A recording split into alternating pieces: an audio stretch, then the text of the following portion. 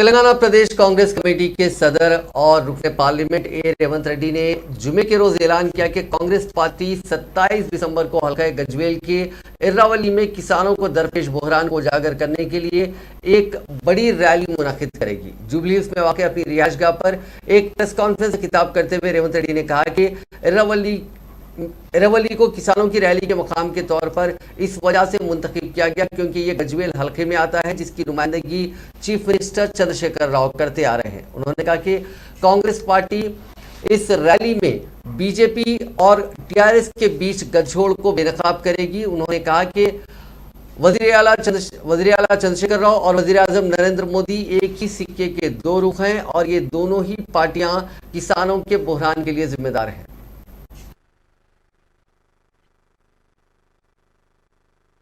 గజ్వేల్ నియోజకవర్గంలో ఎర్రవల్లిలో డిసెంబర్ 27 నాడు మధ్యాహ్నం 2 గంటలకు రచ్చబండ కార్యక్రమాన్ని చేపట్టబోతున్నాం।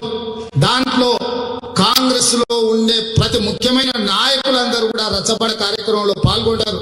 నేను స్వయంగా పిసిసి అధ్యక్షుడిగా రైతు సమస్యల మీద రాష్ట్ర కేంద్ర ప్రభుత్వాలను నిలదీయడానికి రైతుల చావులకు రైతుల కష్టాలకు కన్నీళ్లకు కారణం రాష్ట్ర కేంద్ర ప్రభుత్వాలు నరేంద్ర మోడీ కేసీఆర్ గారు అని వాళ్ళకి వివరించి చెప్పడానికి రచ్చబండ కార్యక్రమంలో పాల్గొనబోతున్నాం।